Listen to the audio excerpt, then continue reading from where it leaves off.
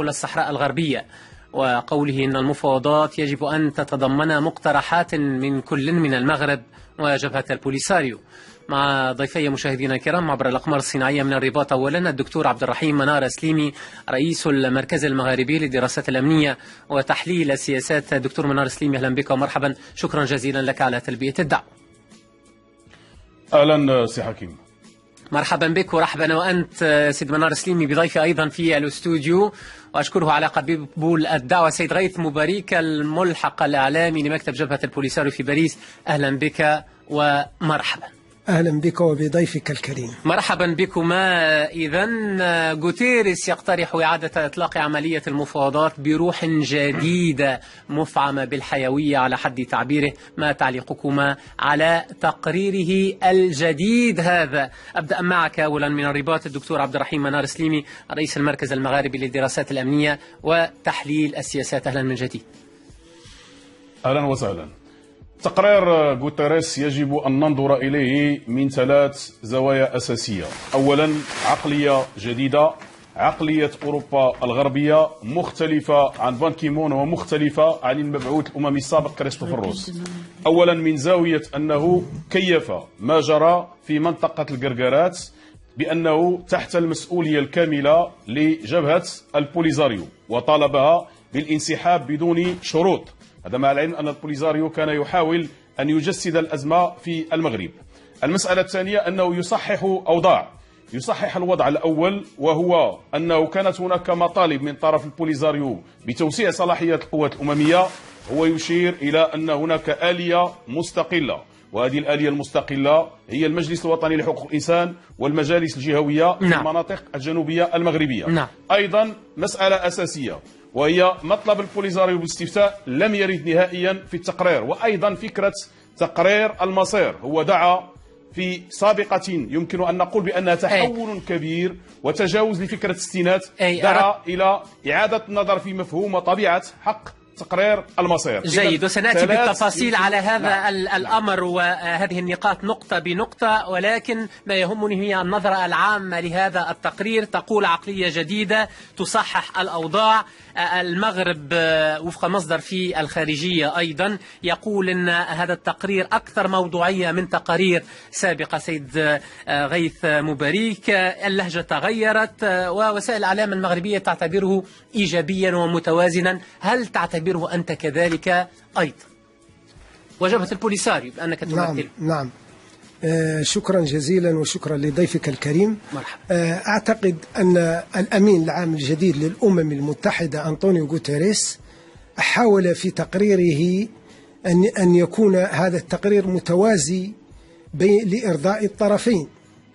من جهة نحن في الجبهة الشعبية لتحرير الساقة الحمراء ووادي الذهب نرحب بهذا التقرير، وخصوصا المتعلق منه بجوهر النزاع وضرورة إطلاق المفاوضات من جديد. كما نثمن أيضا دون شروط مسبقة تقولون أيضا في جبهة البوليساريو. نعم، هذا ما جاء في التقرير بصفة عامة. كما نثمن أيضا قدوم الأمين العام للأمم المتحدة على هذا التقرير وبتقديمه بصورة ملخصة لما كنا نطالب به، بالنظر إلى التجاوزات التي أقدم عليها المغرب في الآونة الأخيرة. ونحن نعرف أن القرار الأخير لمجلس الأمن قرار 2285 جاء بتوصيات ملزمة للطرفين، منها تحديد على سبيل المثال 4 أشهر لعودة المكون المدني لبعثة المينورس الذي سبق وأن طرده المغرب. حدثني على هذا التقرير. يبدو أنه ثمة، تقول لي نرحب، ولكن ثمة فتور أيضا من جانبكم، وكأنه هذا التقرير لم يلبي كل متطلباتكم، وثمة نظرة لعلها تكون بعين الريبة لهذا التقرير باختصار شديد. هذا على الأقل ما فهمناه من ممثل جبهة البوليساريو لدى الأمم المتحدة بالأمس. نحن نعتبر هذا التقرير. لا تحفظ لديكم؟ نعم، لا تحفظ لدينا على هذا التقرير، ونعتبر أن الأمين العام الجديد للأمم المتحدة احتوى السبب الجوهري لهذا النزاع. جيد، أعود إليك سيد عبد الرحيم.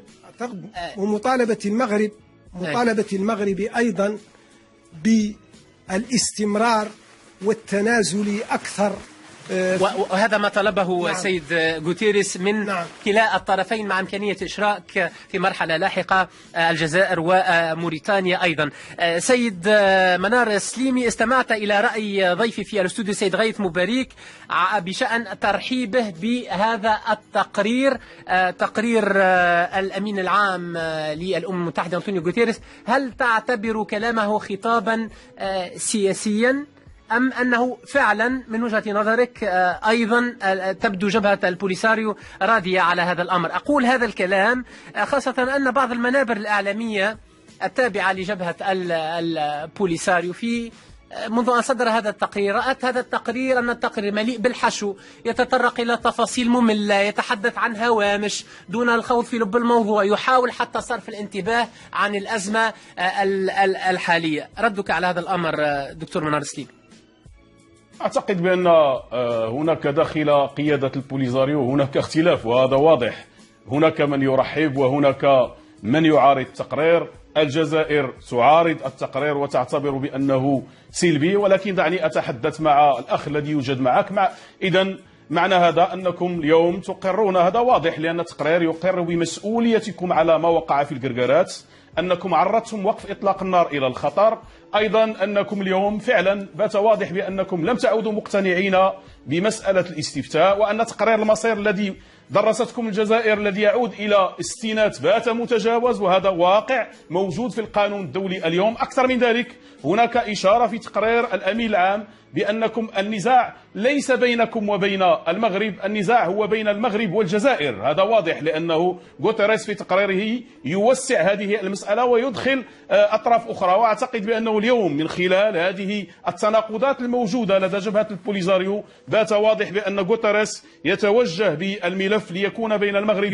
والجزائر، والبوليساريو لا وجود له. ولكن نتوقع أن يكون هناك في قرار مجلس الأمن القادم أن تكون هناك إدانة واضحة لما وقع في منطقة القرقرات. نعم. يجيبك دكتور منار سليمي. تفضل السيد غيث مبارك. هل معنى ذلك أنكم متفقون مع كل النقاط التي جاءت في التقرير والتي ترسم بشكل أو بآخر خارطة الطريق أو رؤية غوتيريس للحل؟ البعض يقول أنها قد لا تتماشى مع رؤيتكم. قلت لك أننا نرحب بتقرير الأمين العام للأمم المتحدة، وخصوصا جوهر النزاع.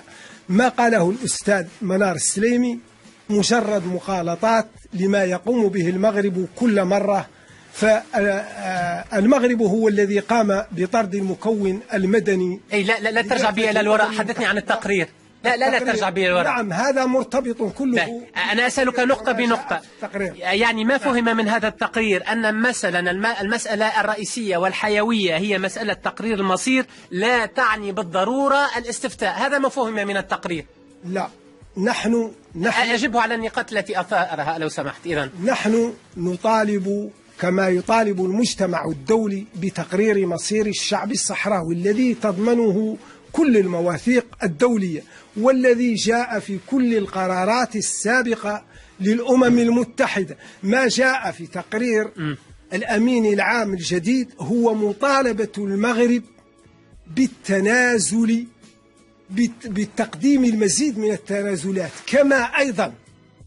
كما أيضا قدم نداء لمجلس الأمن من أجل الاستعداد لضغوطات قادمة على المغرب من أجل إيجاد حل أو تجاوب مع الأمم المتحدة فيما يتعلق بتصفية الاستعمار في الصحراء الغربية. جيد. سيد منار سليمي، قراءتان مختلفتان، والأكيد أنه ثمة قراءة خاطئة.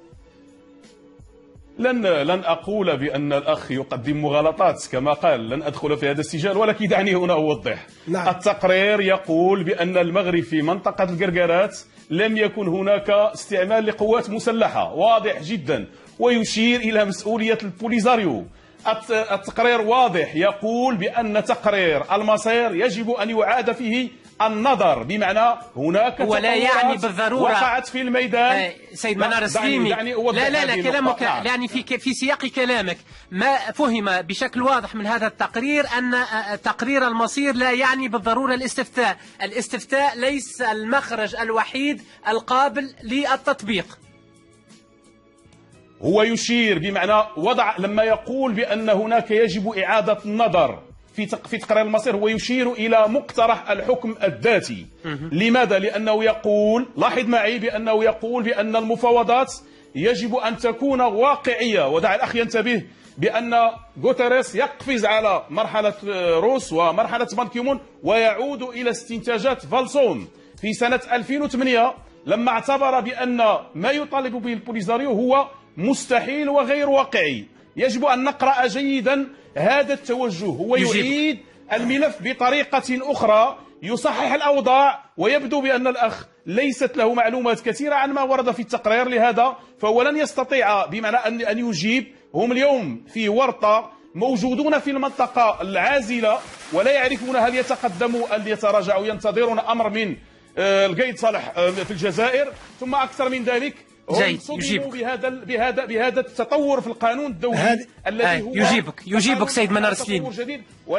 ولما يقول المجتمع الدولي، هذا المجتمع الدولي يتحدث، هذه الأمم المتحدة. الحكم الذاتي مطروح في هذا التقرير، يقول أن الأمر أكثر واقعية. كلامك عن الجنرال أو عن الجزائر هذا كلام يعنيكم أنتم المغرب، كلما اشتد عليكم الخناق في قضية الصحراء إلا وترمون باللائمة على الجزائر. فيما يتعلق بالأمين العام، قلت أننا نثمن ما قام به الأمين العام لإدراج المقترحين، مقترح الطرفين، من أجل إيجاد حل للتفاوض من أجله. هذا ما قام به الأمين العام للأمم المتحدة، وقلت أننا نثمن هذا. وزيادة على ذلك هو طالب من المغرب التنازل، هذا قلته لي، وقام بنداء هذا قلته لي. أنا أطرح عليك نقطة واضحة. هو طلب مجددا أمين عام الأمم المتحدة أنطونيو غوتيريس من جبهة البوليساريو أن تنسحب من منطقة الجرجرات. هذا الطلب كرره غوتيريس وهذا موجود. ويقول ضيفي بأنه يحمل جبهة البوليساريو، غوتيريس يحمل جبهة البوليساريو ما آلت إليه الأوضاع من توتر في الجرجرات. وأنا أسألك عن هذه النقاط، هل هي مقبولة بالنسبة ما قاله ضيفك مجرد مغالطات. المغرب أراد من أزمة الجرجرات تعويم الأزمة من أجل مقايضتها بانسحابه بضعة أمتار إلى الخلف، وقبوله مؤخرا بعودة المكون المدني لبعثة المينورسو. قرارنا الانسحاب من منطقة الجرجرات هذا قرار قلناه سابقا في بياننا في 26 من فبراير. ذكرني به. الآن في هذا التقرير غوتيريس يطلب منكم الانسحاب من أجل تهدئة الأوضاع وتهدئة التوتر، من أجل الانطلاق في هذه المفاوضات المبنية على مختلف المقترحات، سواء كان من جبهة البوليساريو أو من المغرب. حتى أطرح سؤال بشكل مباشر، بأنك ترحب بهذا التقرير، هل ستستجيبون لطلب غوتيريس؟ موقفنا من سحب قواتنا من منطقة الجرجرات مرتبط بموقفنا الذي قلناه سابقا في قرار 26 من فبراير 2017. لأن منطقة أي قرار ذكرني لأن منطقة القرار البيان السابق الذي قلناه، لأن منطقة الجرجرات ليست بمعزل عن كل الصحراء الغربية التي احتلها المغرب منذ 1975. يجبني بوضوح، بمعنى لا انسحاب، هذا ما تقصده السيد غاية مبارك؟ نعم، هذا ما قلها أرجوك، قلها هذا ما قيل في القرار، لأن البيان واضح وموجود. لأننا في جبهة البوليساريو نريد من المغرب إذا أراد سلاما حقيقيا أن ينسحب من كل الأراضي الصحراوية التي احتلها بعد 1975، وليس مجرد تعويم الأزمة من أجل انسحاب بسيط. مخاطبكم في هذه المرحلة عفوا على الإصرار حتى تكون الصورة واضحة قبل أعطي الكلمة للسيد منار سليمي. مخاطبكم في هذه المرحلة هو غوتيريس، أنطونيو غوتيريس أمين عام الأمم المتحدة. في تقريره هذا الذي يرسم خريطة الطريق يقول لكم انسحبوا كما انسحب المغرب.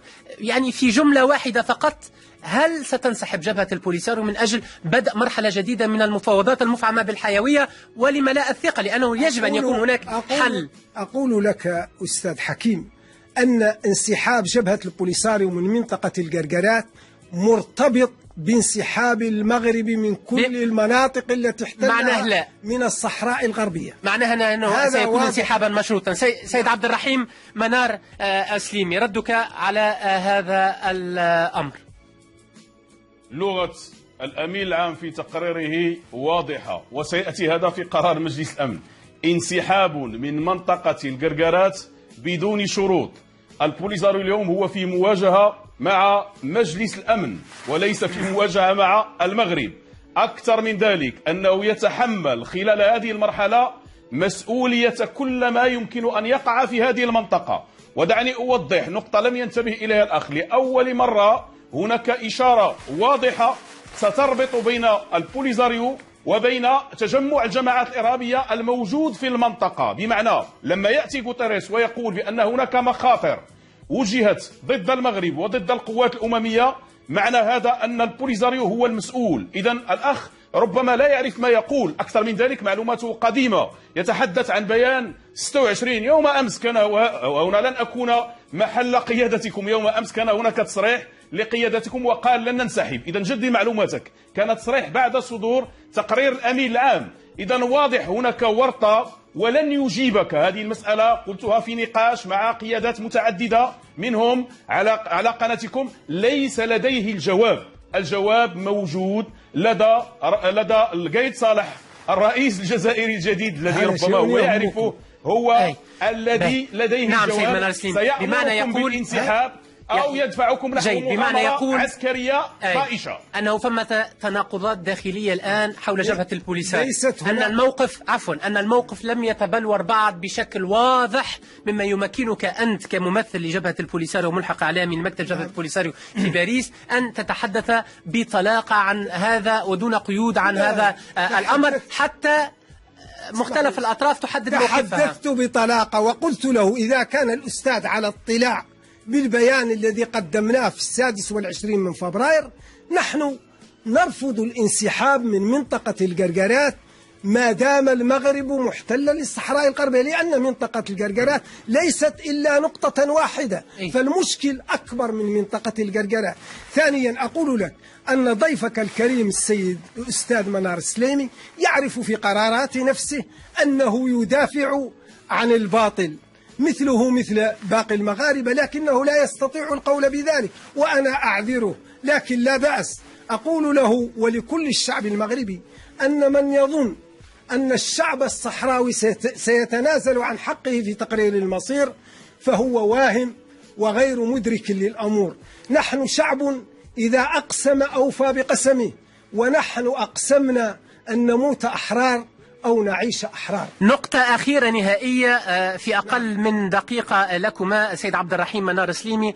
التقرير فيه نقاط أيضا قد لا تعجب المغرب، من ذلك ما يشبه الانتقاد الواضح لرفض المغرب القطعي استقبال المبعوث الشخصي مثلا الأمين العام السابق للأمم المتحدة كريستوفر روس في الرباط، بمعنى أنه غوتيريس الآن يطلب حتى تنازلات ملموسة من كلا الطرفين ولا يرغب حتى في أن يتكرر مثل هذا الأمر. هل لمستم أيضا أنتم هذه النقاط السلبية في هذا التقرير والتي قد تمس المغرب بشكل مباشر؟ باختصار في دقيقة واحدة وأختم مع السيد غيث مبارك. باختصار نقطة: الأخ ليس عراف ليعرف في ماذا أفكر، ليس عراف. دعه ينتج الشعر. تغير الملف، دعه ينتج الشعر. تغير الملف لينتبه إلى أن تقرير غوتيريس يتجه نحو المخيمات. سيفتح ملفا وهو ملف ما يسمى باللاجئين بين مزدوجتين المحتجزين. سيصل بما سيد منار سليمي أجبني على سؤالي. نعم، سؤالي أن حتى التقرير أيضا وكأنه ينبه المغرب إلى عدم العودة إلى ما وصفت بممارسات سابقة. المغرب التقرير بالنسبة إليه قال واقعي موضوعي وإيجابي مقارنة مع ما كان عليه روس وبان كيمون. هذا واضح. نعم، ودعني أوضح هنا بأنه في الأسابيع الأخيرة، ويعرفها الأخ، الذي قاد وفد البوليزاريو ليس خداد وإنما كريستوفر روس داخل الأمم المتحدة. لهذا هم اليوم أمام خسارة كبيرة. الملف يتغير نتيجة معطيات كثيرة. جيد. والصراع اليوم هو بين المغرب والجزائر والبوليزاريو. أشكرك. لن يستطيع أن يتقدم في شيء ولن يستطيع أن ينتج أي قرار. ودعه ينتج الشعر، سأسمع شعره. يقول لك أن صراعكم أيضا نقطة هامة اليوم ليس مع المغرب أصبح، بل أصبح مع الأمم المتحدة لأنكم ترفضون الانسحاب. كلمة الختام باختصار أرجوك. الذي عنده مشكلة مع الأمم المتحدة هو المغرب، الذي يحاول دائما التملص من مسؤولياته السياسية. فيما يتعلق بما قاله الأستاذ، أقول لك كلمة واحدة. تحدث عن المحتجزين وقال أننا نتخذ قراراتنا من الجزائر. أتحداه أن يسمح المغرب ولو بيوم واحد بمظاهرة سلمية في العيون المحتلة ليرى من هم المحتجزون. إذا كان هناك محتجزون، لماذا لا يقبل المغرب بتوسيع صلاحية المينورسو ليتم فك هذا الاحتجاز، أو ليدلوا أولئك الصحراويون بآرائهم؟ إن كان الأستاذ على أشكركم. كلمة أخيرة، لأن الأستاذ يريد أن يستثمر في قضية في أزمة القرقرات بانسحاب المغرب بضعة أمتار إلى الخلف، بمحاولة مؤخرا قبوله بعودة المكون المدني للمنصة، وهذا شيء مكشوف وغير مقبول. أشكرك جزيل الشكر عبر الأقمار الصناعية من الرباط الدكتور عبد الرحيم منار السليمي، رئيس المركز المغاربي للدراسات الأمنية وتحليل السياسات. كل الشكر جزيل لك أيضا سيد غيث مبارك الملحق الإعلامي لمكتب جبهة البوليسات.